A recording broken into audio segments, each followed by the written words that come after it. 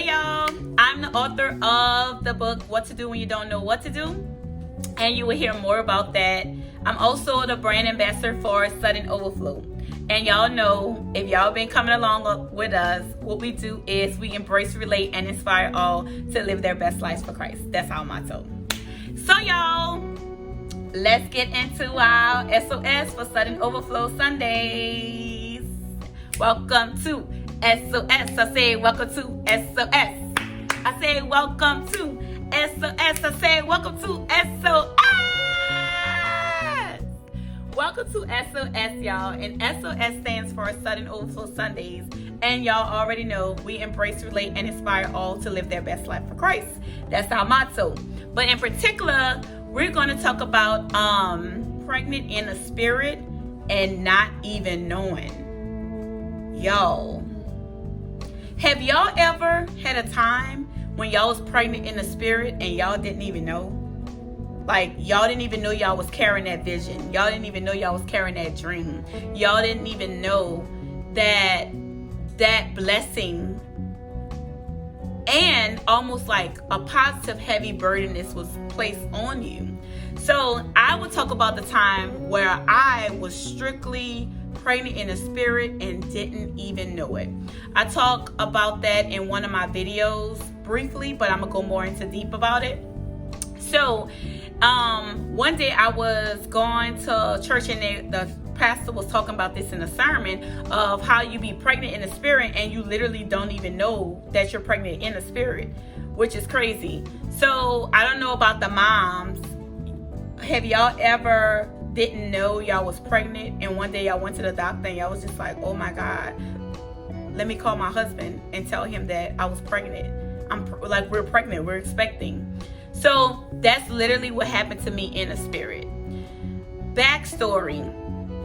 Never, for me, I never wanted to be an author. I never aspired to be an author. That never was something that I went after and as one of my checks in life and say, you know what, I'm gonna be an author. But I saw a need that people would like, I would hear certain people's stories and then I'll hear other people's stories, but they're telling me their story on the outside of it, such as, hey, yeah, when I went through such and such, this is how I got through it. And I'm like, wow, wouldn't it be so cool if we have like a place where people share openly, a private community, but people share openly and people are there to literally take our sister by the hand, or if you're a male, take your brother by the hand and say, look, I'm gonna go with you through this in life, and I'm gonna help you get through it the way you're gonna get through it, but I'm gonna show you some ways that kind of help me out along the way. So that's the backstory of how this basically pregnancy in the spirit and didn't even know it. For me, that's how it happened. So literally what happened was I was hearing different people's stories, as I just previously stated, and I felt like a desire, and I was just like, wait, I just want something that we can hear people's stories. And me, I always believe we all have a story. Just like on Brown Sugar, everyone had a story of how they fell in love with hip hop. For me, I believe everyone have a story of how did they get through that challenging time. And on the flip side, how did you get through a positive side? Someone may have been waiting their whole marriage to find out they wanted a baby and they was able to get pregnant, and boom, that was a time when you just didn't know what to do. You know, somebody may have been waiting to get into a college or an NBA league, or been studying to get into doctoral school and actually get their letter. I'm sure they felt some type of, oh my God, what to do, oh, let me go and do this and this and this and this. They didn't know what to do, and then they started to get around others that was aspiring doctors as well. So we're going to talk more about that. We're going to dive deep about that. But back to my story of a time when I was just pregnant in the spirit and didn't even know it. So what happened was I had this desire and need, and I was just like, Lord, how will I do this in a way, one, that is honoring you, but two, where anybody, anyway, anybody from any walk of life feel embraced, but also know that we are a body of Christ that stands on the word of Jesus, and we're flat-footed in that, you know?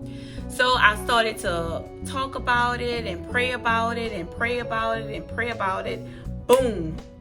Then it came to me of interviewing people. So I started going to different scriptures. I was like, okay, God, how do I get people's story in their authentic self, but also get their story in a way of, it's like,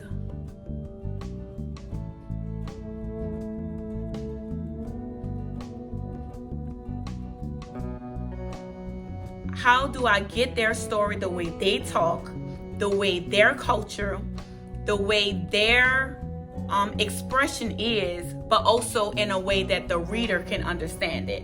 So for me, when I was writing this book, it was very big for me not to change the dialect, the slang, the raw emotion. Like when y'all read the book, I want y'all to actually feel people raw emotion. I want y'all to feel people pain or joy. I want you to feel people, I almost want you to go back to kind of like where they were when they was going through that. That's the type of rawness I wanted. So I have different different people from different cultures in this book as well. So when you read it, you may be like, wait, what is this person trying to say? But it's a different culture.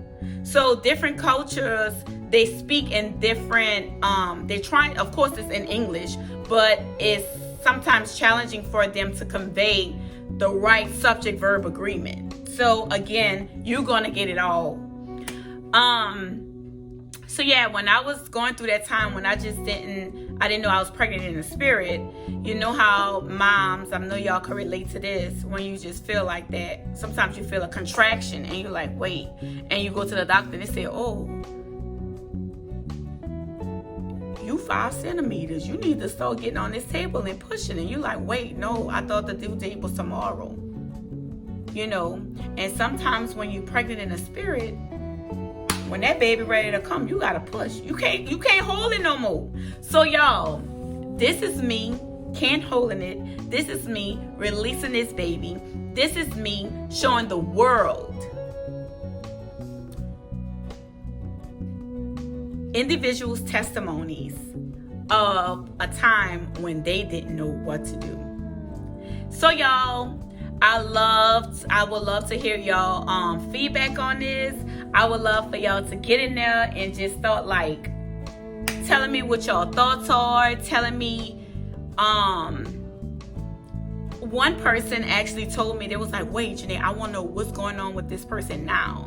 So I'm thinking about doing like a kind of like a follow-up to those stories, because a lot of people have been telling me, I just want to know, did they get through? Are they okay? How is this person? Did this person get married? Did this person change their life? And is this person in jail now? Or how is this? A lot of people had like follow-up questions. And me, I always respect people's personal testimony. So of course I didn't give them their follow-up information. But if those individuals that gave me their testimony, if they don't mind coming on here and actually talking about it, hey, by all means, I will give that to y'all. But y'all have a phenomenal day just because you can. And y'all take it easy. I know I will do the same. Take care.